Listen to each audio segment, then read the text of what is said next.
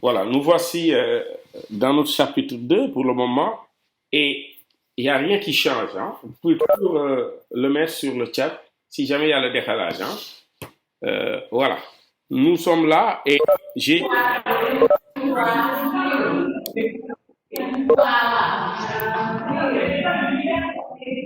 j'ai enregistré, j'ai enregistré bien sûr le chapitre 1 en chapitre 2. Pour le moment, on a le même contenu, mais retenez ce qu'on avait dit la dernière fois. C'est plutôt la mise en forme, nous, qui nous intéresse, plutôt que le contenu du chapitre. Et comme je l'ai dit dans les autres chapitres, si on est dans un ouvrage, si on est dans un ouvrage, ce qui nous intéresserait, ce serait d'avoir les mêmes styles partout. Raison pour laquelle, quand j'ai pris le fichier InDesign chapitre 1 que j'ai enregistré sous chapitre 2, qu'est-ce qui s'est passé? Il vient toujours avec les mêmes styles. Regardez ici dans les styles de paragraphe. Donc ici, ce qui peut nous intéresser, nous, on peut toujours partir d'une seule page. On peut toujours partir d'une seule page. Regardez, hop, je suis là. Je sélectionne la page 2. J'appuie sur Shift 1. Je vais jusqu'à la dernière page. Je suis à 100 pages. Je clique. Toutes les autres pages sont sélectionnées. Il ne me reste qu'une seule chose, à supprimer ces pages-là. Parce que d'autant plus que le chapitre 2, en termes de contenu, peut être différent du chapitre 1. Et là, nous, on n'a pas besoin du contenu textuel. Donc ici, on envoie ces pages à la poubelle. Voilà. Il ne nous reste qu'une seule page. Et même sur cette page-là, on peut cliquer dedans, faire un contrôle A et supprimer le texte. On revient avec du texte qui est vide. On y va, les gars. Vous me supprimez les autres pages. Vous laissez qu'une seule page. Et même dans cette page, ce que vous faites, vous sélectionnez tout le texte et vous le supprimez. Pour le moment, il ne me reste qu'une seule page. Ce qu'on va faire, on va importer le chapitre 2. Rien de nouveau. On va dans Fichier, Importer, dans Chapitre que j'avais donné. Voici le chapitre 2. Et là, on l'ouvre. Il va me demander un certain nombre de polices. Ici, on ne veut pas garder les polices de Word, donc on peut fermer. Le texte est là. Il nous reste tout juste à cliquer à l'endroit où il nous faut le texte. Déjà, dans la mise en forme, on n'oublie jamais d'afficher les caractères masqués. Pour les afficher, on va dans l'onglet Texte, afficher les caractères masqués. Chez moi, c'est déjà affiché, raison pour laquelle ici, il m'a maintenant masqué les caractères masqués. Donc ici, chez moi, je suis sur le chapitre 2. Je peux faire Entrée. Et là, pour rejoindre ce qu'on avait, on a ici une première unité qui est le numéro du chapitre. Là, on a cette deuxième unité qui est là, qui est euh, le titre du chapitre. Et normalement, le texte est là. Mais pour le moment, regardez bien.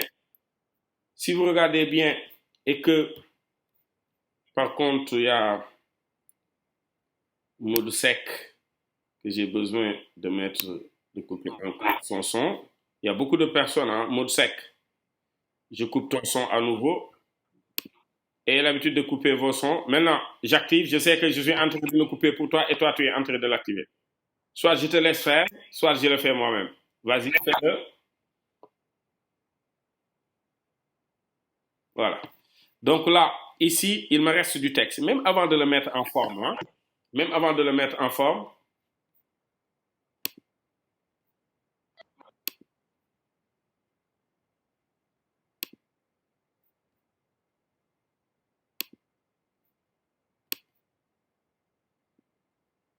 Voilà. Même avant de le mettre en forme, le texte en surplus ici. Rien de nouveau, le texte en surplus. Ici, on doit déjà créer, ne serait-ce qu'une page supplémentaire. Regardez bien, cette petite icône sous forme de plus qui est là, ça signifie qu'il nous reste du texte. On clique dessus, double-cliquez 2 fois si vous voulez aussi, jusqu'à, attention, CTRL Z, jusqu'à ce qu'il charge le texte. Et là, regardez, rien de nouveau. Rien de nouveau. On appuie sur Shift, tu vois, et là, on clique à nouveau et on lâche. Normalement, il aura créé le nombre de pages par rapport au texte qui restait.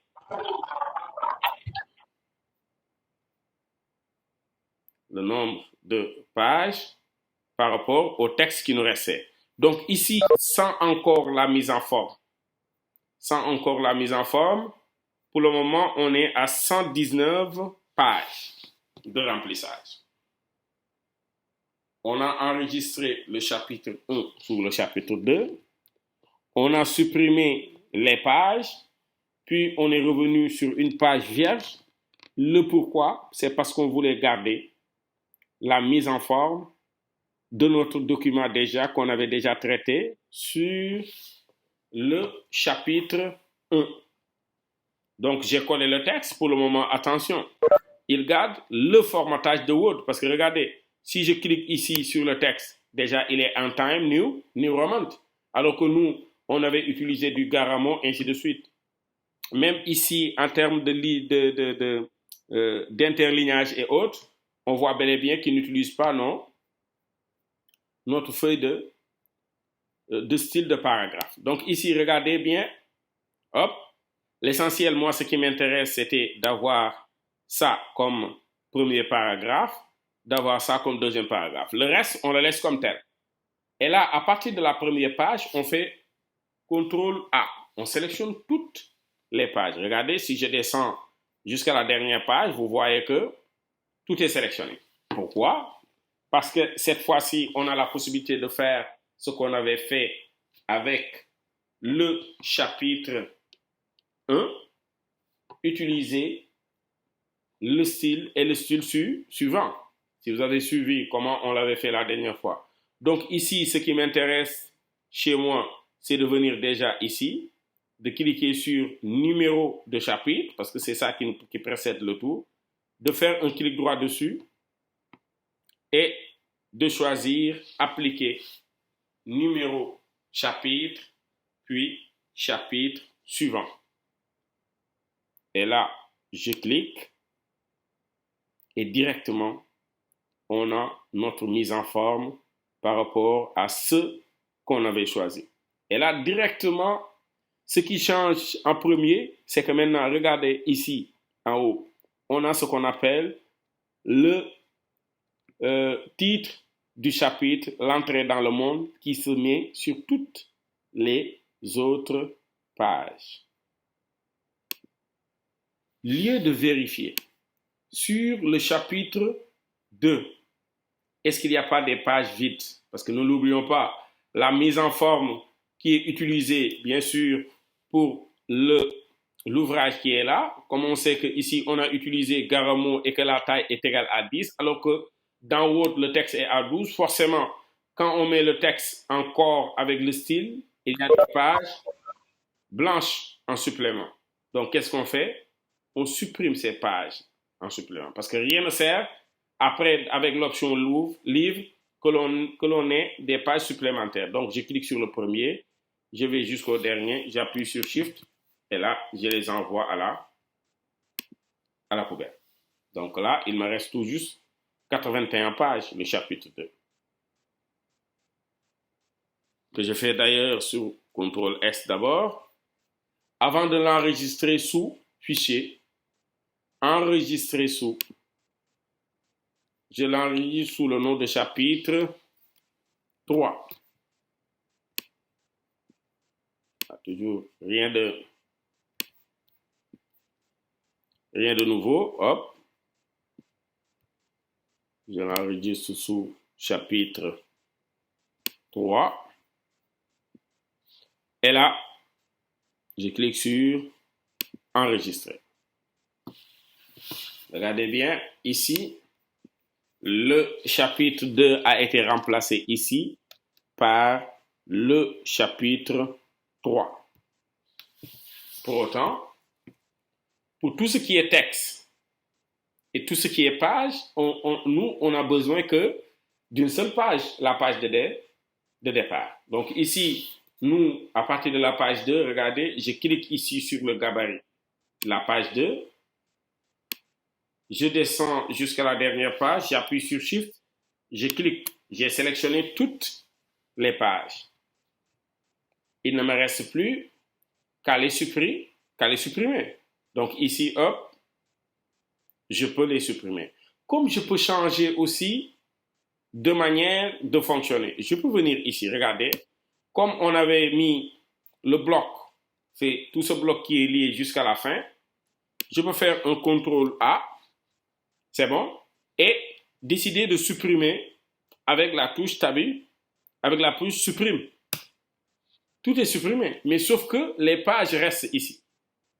Il nous reste des pages, mais qu'importe, c'est la même opération si je l'avais supprimé alors qu'il m'avait laissé une seule page. Parce que d'autant plus que nous, c'est après la mise en forme qu'on va s'occuper des pages à supprimer en supplément ou bien en ajouter.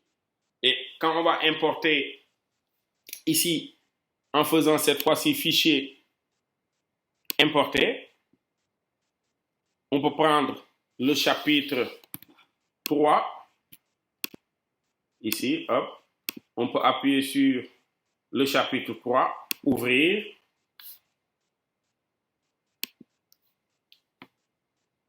Voilà, le chapitre 3 est là, toujours ce même message, parce qu'il y a des polices qu'il avait utilisées dans, comment on l'appelle encore, dans Word, alors que nous n'avons pas. Et là, hop, fermé. Maintenant, ici, avec la manière qu'on a fait, il faut aller sur la dernière page pour voir, en tout cas, pour voir. Ici, il est à 81. Voilà, on voit que le chapitre, pour le moment, le chapitre 3 dépasse 81 pages. Parce que ici, sur la dernière page, ici, on voit que il y a un supplément. Donc, qu'est-ce que je fais? Rien de nouveau. Je crée déjà une nouvelle page. Je retourne sur la page précédente. Je prends l'outil sélection. Je double-clique sur le V. Attention, CTRL Z. Sur ce petit point, hop. Et là, j'appuie sur Shift. Je clique et il me crée les pages restantes. Donc, le texte, en tout cas, doit être compris partout. Là, voici ce qu'on a fait du chapitre 3. Là. Ici aussi, on retourne pour faire notre mise en forme. Après le chapitre 3, on fait entrer pour avoir d'abord l'unité déjà ici du chapitre, mais aussi le titre du chapitre. Et rien de nouveau à nouveau ici. On fait un CTRL A, tout le texte est sélectionné. On vient sur le premier style parce qu'on a dit le style suivant. Sur chaque élément, si vous vous rappelez du cours du chapitre 1, c'est ce qu'on a fait. On fait un clic droit et on met appliquer numéro chapitre, puis style suivant. Et regardez, hop, moins d'un, il l'a déjà. Et là, bonjour. Non, nous, on ne répond plus avec des bonjours. Il faut entrer sur le chat. On a dit. Ah, ok. Ouais, regarde-moi ce gars-là. Parce que tout notre enregistrement, ok, tout ça, ça va rentrer dedans. Voilà. Donc ici, ce qu'on fait, on revient bien sûr pour l'avoir sur toutes les autres pages. Il suffit tout juste de cliquer sur le gabarit, hop, et de revenir. Et on a maintenant trompe la mort partout. On a trompe la mort partout. Donc le chapitre 3 est presque terminé, sauf qu'il faudra regarder les pages vides. Parce que n'oublions pas qu'à chaque fois que l'on fait une telle intégration, la taille d'écriture a pu diminuer. Donc là, ça s'arrête sur la page, chez moi en tout cas sur la page 70. Donc tout ce qu'il y a en surplus, Shift, on l'efface, hop, il ne nous restera que les 70 pages. CTRL S. Avec le chapitre 4, et là aussi, rien de nouveau.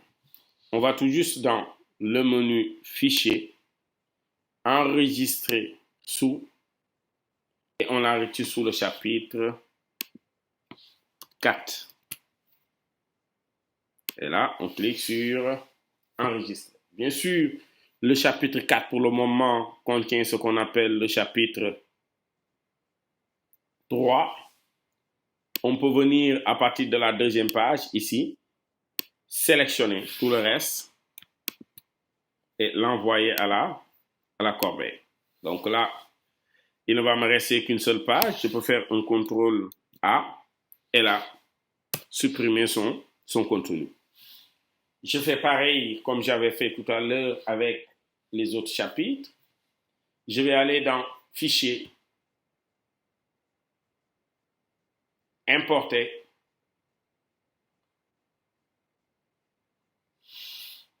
Chapitre 4.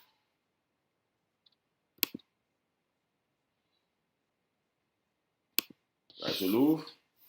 Toujours ce message qui vous est maintenant familier. Il y a le surplus qui est là. Je crée une nouvelle page. Je prends l'outil sélection. Je suis sur cette page. J'appuie sur Shift et je clique. Il me crée autant de pages possibles que de contenu textuel. Je remets en forme 2 à 3 éléments ici parce que il me faut au début de mon document, comme on l'avait fait depuis le départ, le numéro du chapitre et le titre du chapitre suivi du texte. Je fais toujours ce fameux CTRL A qui me sélectionne toutes les pages parce que n'oublions pas que les blocs de texte ici sont des blocs chaînés. Et là, je reviens sur le premier style de paragraphe que je veux appliquer et je lui dis de me mettre le style suivant. Regardez, hop, appliquer numéro chapitre, puis style suivant. Et là, directement, il me le fait sur tout mon document. Ce qui a changé, bien sûr, ici, c'est le contenu textuel, la taille du texte. Et là, directement, on voit que déjà, il me met ici la mort du père. Mais si je défile dans mes textes, dans mes pages, à un certain moment, je verrai des pages blanches, ce qui est normal, d'autant plus que la taille d'écriture du texte ici, voilà, tu vois, il s'arrête ici. À partir de la page 71, voilà, raison pour laquelle il ne faut jamais se fier à l'aperçu des pages, mais en fait venir sur la page aussi regarder parce s'il y a très peu de texte ici dans l'affichage, ce serait très peu visible. Et là, regardez bien, on sélectionne les éléments jusqu'à la fin et là on les supprime. Il ne nous reste que 70 pages.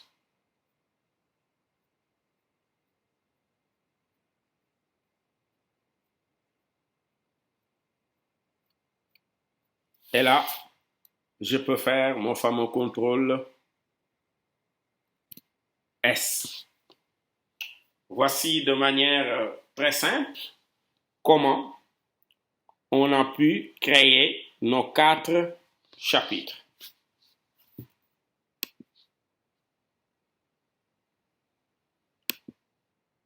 Voilà. Il y a d'autres éléments qui ne font pas partie des chapitres. Et à titre d'exemple, regardez, sur l'ouvrage qui nous est proposé ici, il y a ici la page de couverture.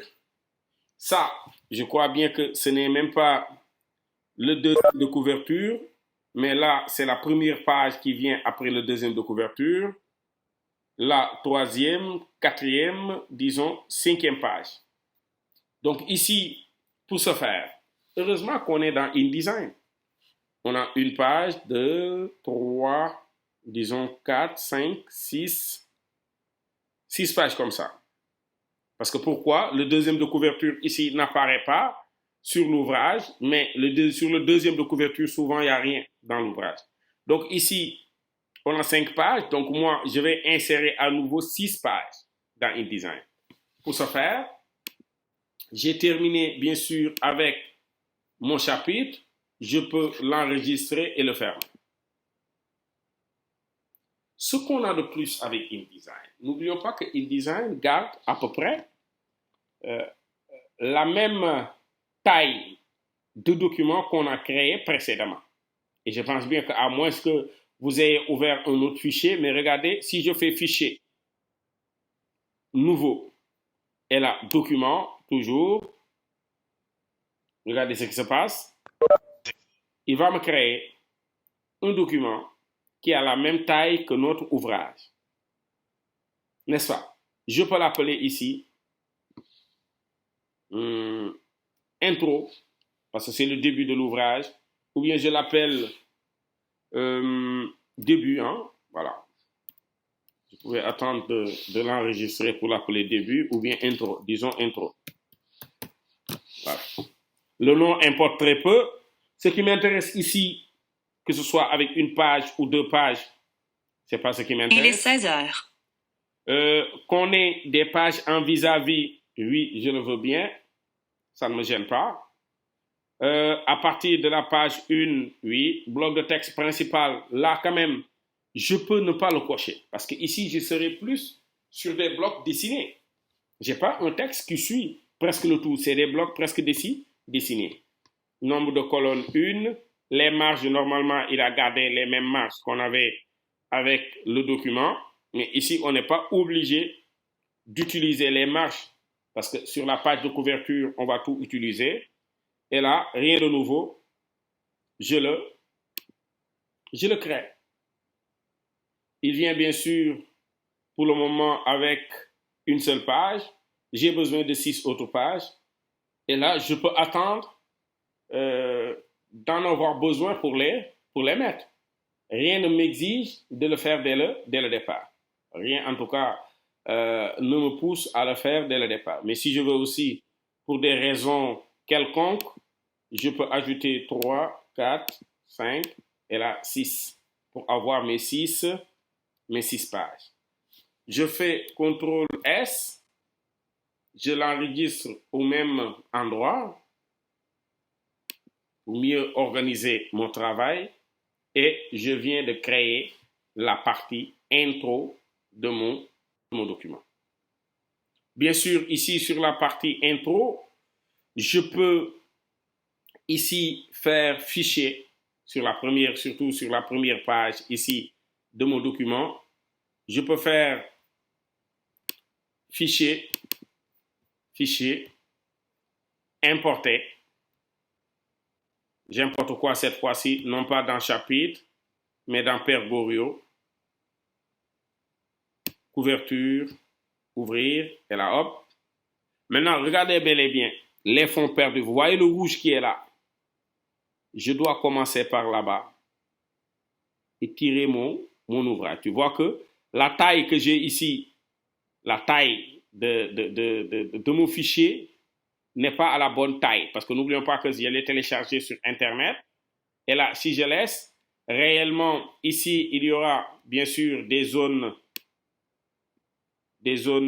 comment dirais-je, non remplies. Donc ici, bien sûr, il y aura, hop, là, je serai obligé de le tirer quand même, de l'expandre, même si je perds une partie. Mais en tout cas, comprenez que sur les fonds perdus, ici, l'ouvrage doit toucher les fonds perdus. Parce que je ne cesse de le répéter, si jamais vous ne le faites pas et que vous le limitez tout juste au document, attention, le livre sera imprimé sur des planches, sur une feuille de couleur blanche d'habitude. Et quand on coupe, s'il n'y avait pas ce fond qui déborde ici en noir, il allait créer, on aurait du blanc vers ces côtés-là.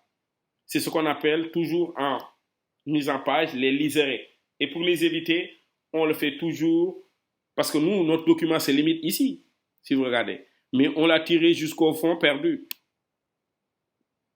Le père Goriot, ici je vais essayer de le centrer un tout petit peu, d'autant plus que ce n'est pas à la bonne taille, mais on fait avec parce qu'on l'a téléchargé quelque part. Là aussi, en termes d'affichage, ne vous fiez jamais à l'affichage qui est comme ça parce que l'affichage par de InDesign est toujours en standard. On peut le mettre en qualité supérieure pour voir réellement le rendu. On voit bel et bien que maintenant, c'est plus clair que ce qu'on avait. Maintenant, InDesign essaye d'optimiser parce qu'il ne sait pas sur le document combien d'images il y en a, mais c'est au moment de l'exporter qu'il va l'afficher en qualité supérieure. Donc, ne vous fiez jamais sur la qualité du rendu de InDesign parce que par défaut, ici dans affichage, il l'affiche toujours en mode standard. Et quand on le met en mode standard, on voit que c'est comme si notre image était pixelisée. Mais normalement, en temps réel, si on l'imprime, on risque de l'avoir à cette taille. Maintenant, sur les autres éléments, bien sûr, qui ne sont pas très nombreux, on pourrait les taper à la main, à la suite comme ça, ou bien le copier à partir de notre fichier et venir l'insérer dans nos pages d'intro. Mais pour le moment, ce n'est pas ça qui m'intéresse. C'était tout juste la page d'accueil, la page de couverture et ce qu'on appelle ici les fonds perdus. CTRL S. Le moment tant attendu, on va maintenant passer à l'option livre. Pour l'option livre, déjà, je vais fermer l'onglet qui est là parce qu'on n'en a plus besoin. Pour l'option livre, déjà, on aura besoin de combiner déjà tout ça. On a les chapitres, on a notre intro. Peut-être dans notre intro, malheureusement, sur l'ouvrage qu'on avait, il n'y avait pas de table des matières. Mais rien ne nous empêche ici d'ajouter une page et de l'appeler table des matières. Pour dire vrai, il n'y a pas un canevas à suivre carrément, mais pour des besoins de tel ou de tel élément, regardez, je peux venir toujours ici, comme je suis dans ce fichier-là, regardez, fichier, nouveau, document. Cette fois-ci, je n'ai besoin que d'une seule page. Et là, je l'appelle table des matières. Maintenant, on n'en a pas besoin, mais comme parce qu'on n'a que 4 chapitres hein, sur la table des matières, tu ne verras que ces chapitres. On ne va même pas mettre le numéro des trucs, mais tout juste pour nous permettre de réviser. Et là, hop, on valide par OK. Et là, CTRL S, on l'enregistre au même endroit que les éléments qu'on avait eus. Et là, on l'enregistre. Rien de nouveau, je peux le fermer. Et comme je disais tout à l'heure ici, regardez, on a tous nos éléments pour pouvoir, bien sûr, commencer l'option livre. Pour ce faire, on va se rendre dans InDesign, fichier, nouveau pour la première fois. Cette fois-ci, on va choisir livre.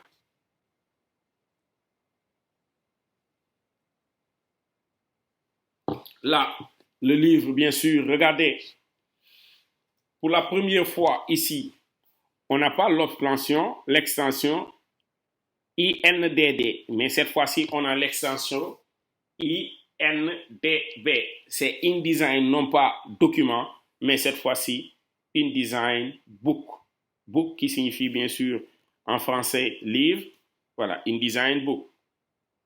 Donc là, je peux ne pas le laisser sur livre 1, je l'appelle Père majuscule, hein? Père, je vais mettre les accents, Père Goriot. Voilà. Et là, j'enregistre. Allez-y les gars, vous voyez que ici, il me crée cette nouvelle fenêtre. C'est sur cette interface que je vais créer mon ouvrage.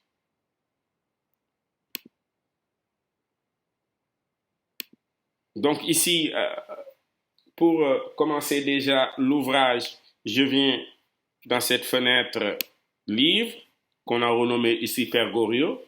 Et je le disais, dans le concept de création d'ouvrage, InDesign le met en rapport avec plusieurs documents. Et pour preuve, même ici, en voulant créer le livre, regardez, en cliquant sur le plus qui est là, il me met ajouter des documents. Donc, c'est l'ensemble des documents qu'on a eu à créer depuis le départ. Donc, je clique sur le plus qui est là et je ne choisis pas les fichiers avec Word, mais je choisis ceux de InDesign.